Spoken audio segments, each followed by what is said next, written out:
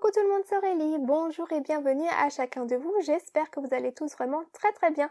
On se retrouve aujourd'hui pour une nouvelle carte, encore à l'occasion de cette nouvelle année, et nous allons réaliser aujourd'hui une carte cascade. Allez, c'est parti. Alors il vous faut une bande de papier, moi j'ai choisi bleu, et ma bande elle fait 5 cm et demi x 20 cm. 5,5 x 20. Je vais la plier en deux dans le sens de la longueur, voilà. Donc je la plie bien en deux, vous avez vu.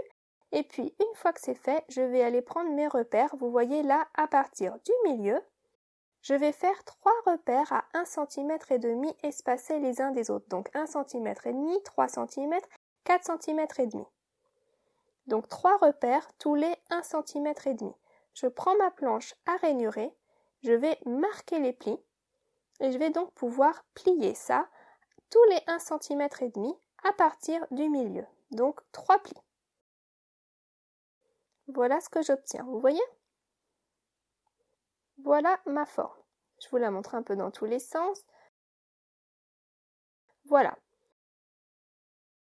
Ensuite, je prends une autre petite bande, bleue également, et celle-ci, vous voyez, elle fait 1 cm et demi x 8 cm et demi. Je répète, 1 cm et demi x 8 cm et demi. Et je vais aller la coller là sur le bas de ma forme. Donc du côté des plis, du côté de là où j'ai fait les 3 plis. Donc je mets du double face tout en bas et je mets de ma grille pour aller coller ça juste au bord, bien centré. Et vous voyez que ça va donc dépasser de chaque côté. C'est voulu. Ensuite je retourne mon projet et de l'autre côté, je vais aller y fixer un autre morceau. Donc ce petit morceau-là, il fait environ, vous voyez, 2 cm de large x 3,5 de hauteur. La hauteur importe peu à vrai dire. J'arrondis les coins et donc je vais aller la coller de ce côté-ci. Vous voyez, c'est de l'autre côté de là où j'ai collé la première bande. Donc je mets du double face et puis je colle ça donc au milieu de l'autre côté. Voilà, en la laissant dépasser un tout petit peu, ça sera ma languette. Voilà donc ce que j'obtiens. Voilà mon mécanisme. J'essaie de vous montrer un petit peu mieux pour que ce soit plus clair. Voilà.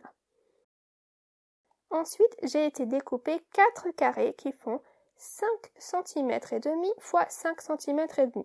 J'ai choisi de garder ça toujours dans le même papier bleu et donc j'en ai 4. Et je vais pouvoir aller les décorer. Donc pour les décorer, eh bien je vais préparer tous mes éléments. Alors je vais préparer la plupart des éléments hors écran, mais je voulais quand même vous montrer la colorisation de ce petit bonhomme-là, puisque j'ai utilisé aujourd'hui des feutres Action pour changer un petit peu. Donc voilà, je vous ai mis sur le côté les capuchons pour que vous puissiez voir les numéros des feutres utilisés. Et il faut vraiment bien faire vos essais avec les feutres, parce que les numéros, ils sont pas dans l'ordre. Ils ne sont pas du plus clair au moins clair, ils ne sont pas classés par ordre, je ne sais pas trop comment ils sont classés. Mais donc faites vos essais pour trouver 3 couleurs qui soient assez proches pour pouvoir faire un joli dégradé. Donc je vous montre ce que je fais. Je commence par ma couleur la plus foncée. Là où je veux que ce soit le plus ombragé, le plus foncé, c'est là que je mets ma couleur la plus foncée. Ensuite, au milieu, je mets ma couleur intermédiaire et puis je finis par ma couleur la plus claire tout simplement. Et si vous choisissez des couleurs qui sont assez proches les unes des autres, eh bien, le fondu se fait sans problème. Donc je voulais vous montrer que quand même avec des feutres Action, eh bien on peut avoir un joli résultat. Par contre, j'ai quand même utilisé du papier de bonne qualité. La qualité du papier, elle est importante pour avoir un joli dégradé.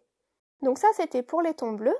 Ensuite, pour les tons verts, eh bien j'ai choisi 4 autres couleurs. Donc là encore, je vous ai mis les capuchons pour que vous ayez les numéros des couleurs.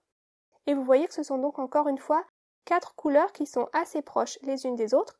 Et encore une fois, ne vous fiez pas aux numéros sur les bouchons pour savoir quelle couleur va être la plus foncée ou la plus claire. Faites vos essais sur un petit bout de papier. Moi, j'ai mélangé les twin markers et puis les feutres à alcool qui sont blancs là. Et ça fonctionnait très bien. Donc voilà, je commence par ma couleur la plus sombre sur les côtés et puis je finis par ma couleur la plus claire au milieu.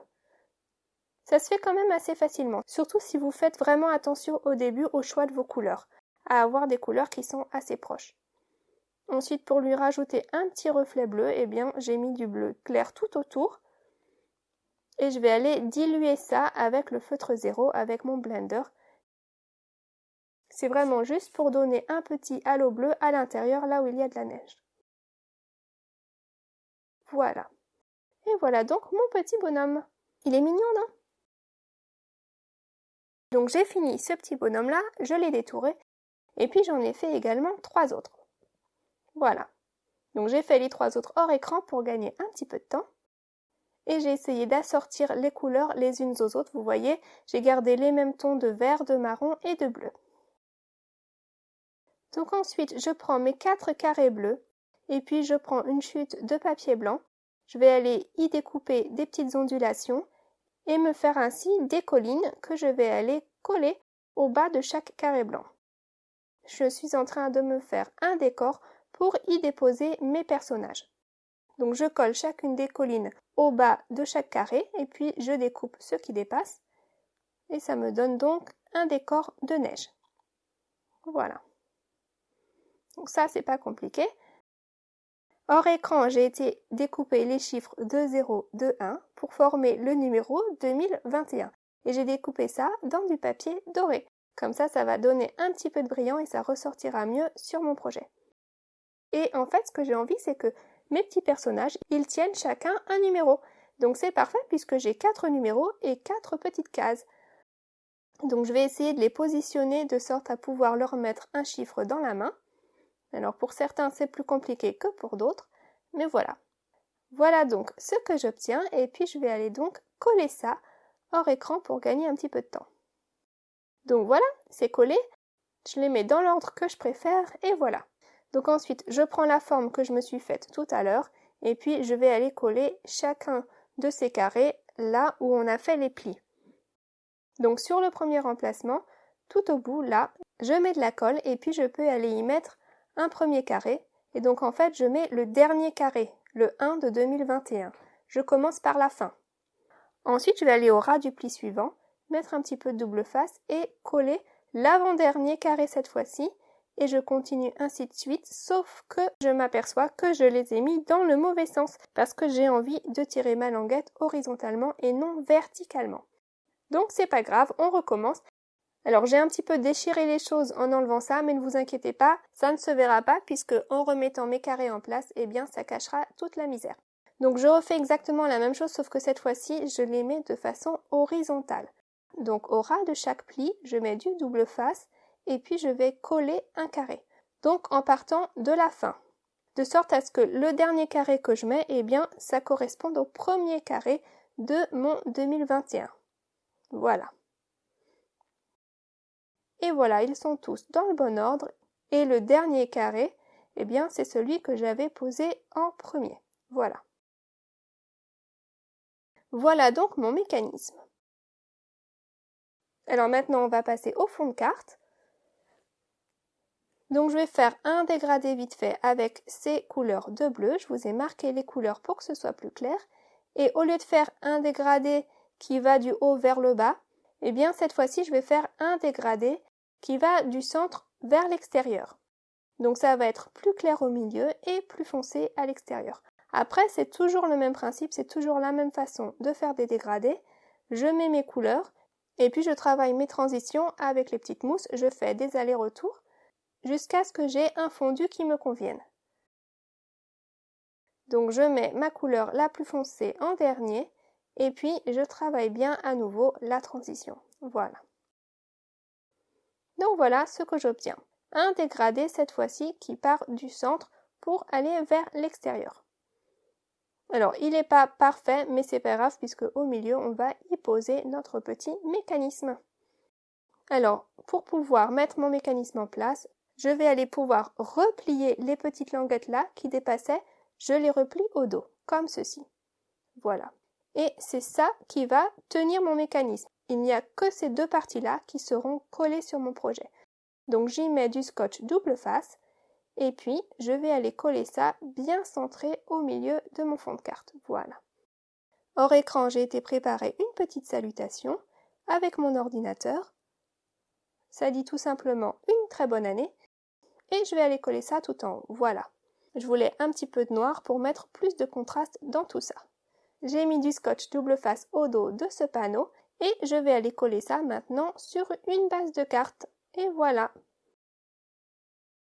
Je n'ai plus qu'à rajouter quelques brillants pour mettre un petit peu de fête dans tout ça. Et voilà ma carte du jour terminée. Hors écran, j'ai été avec du stylo gel blanc mettre un petit peu de neige dans le décor et j'ai rajouté une petite flèche dorée sur la languette pour indiquer ce qu'il faut faire.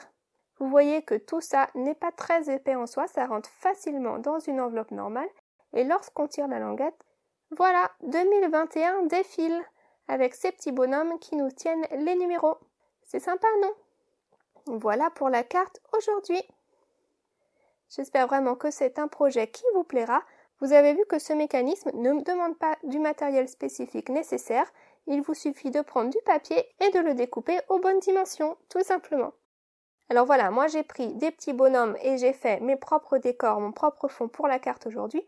Mais vous vous souvenez peut-être de ce set de tampons que je vous avais présenté il y a quelque temps.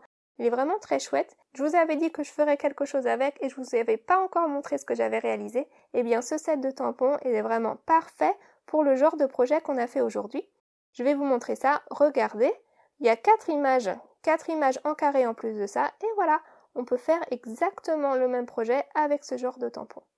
Ils sont sympas ces petits paresseux.